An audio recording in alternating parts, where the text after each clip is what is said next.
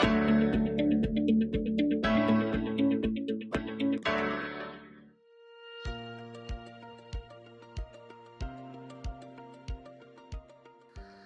Everyone, welcome to this social science session.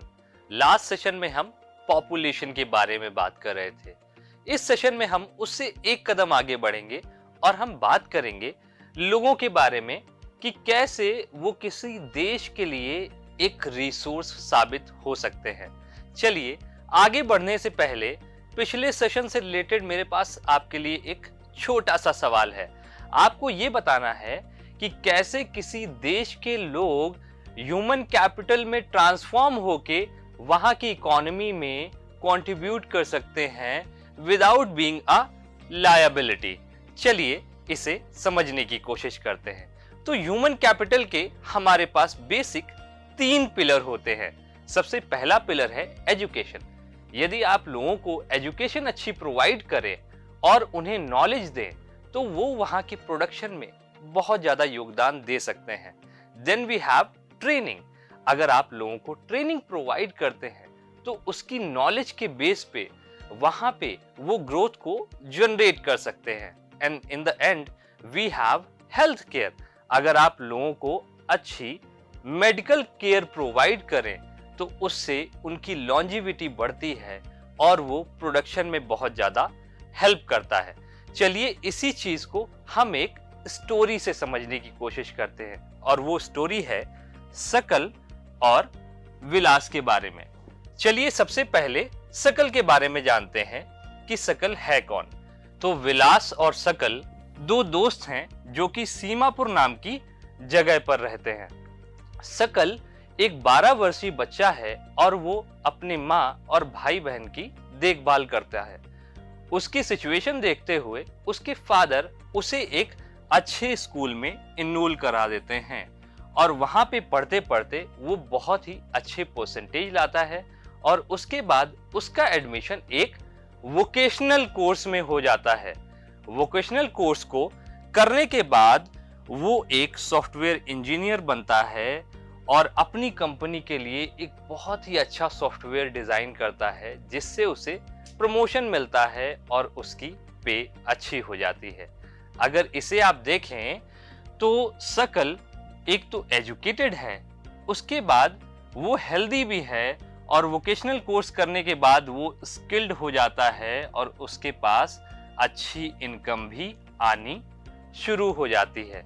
चलिए दूसरे दोस्त की तरफ बढ़ते हैं और देखते हैं कि विलास क्या करता है। अगर विलास के बारे में आप जानें तो विलास के पिताजी की डेथ तभी हो गई थी जब वो 2 साल का था। इससे सारा बर्डन उसकी मां पर आ जाता है और वो करीब 150 रुपए दिन कमाती है। समय के साथ विलास को आर्थराइटिस हो जाता है और जब उसकी मां की तबीयत खराब हो जाती है तो यही काम विलास करना शुरू कर देता है जिससे उसकी इनकम भी बहुत ज्यादा लो हो जाती है। चलिए अब विलास के बारे में देखते हैं। विलास सबसे पहली चीज कि अनएजुकेटेड रहता है क्योंकि उसके पास पैसे नहीं होते हैं। बाद में उसकी हेल्थ भी खराब हो जाती है और वो आर्थराइटिस का शिकार हो जाता है। फिर उसके बाद इन सारी चीजों की वजह से वो अनस्किल्ड रहता है और उसे मछली बेचनी पड़ती है जिसके बाद उसकी इनकम लोअर ही रह जाती है।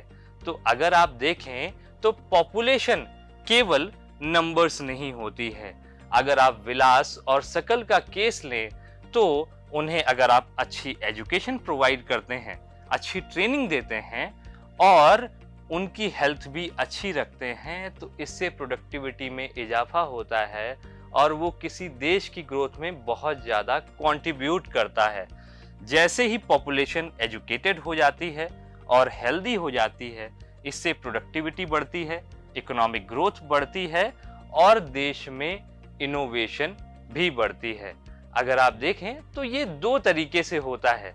सबसे पहली चीज ह्यूमन कैपिटल फॉर्मेशन होता है और वो ह्यूमन कैपिटल फॉर्मेशन कैसे होता है, बेसिकली 3 पिलर के बेस पे जिसके बारे में हम ऑलरेडी बात कर चुके हैं, education, training and health care.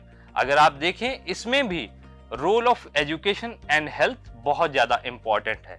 वो कैसे इंपॉर्टेंट है कि एजुकेटेड और हेल्दी लोग किसी भी देश की जीएनपी में, ग्रॉस नेशनल प्रोडक्ट में बहुत ज्यादा योगदान देते हैं। चलिए इसे डिटेल में देखते हैं कि कैसे ये होता है। सबसे पहले बात करते हैं ह्यूमन कैपिटल फॉर्मेशन की।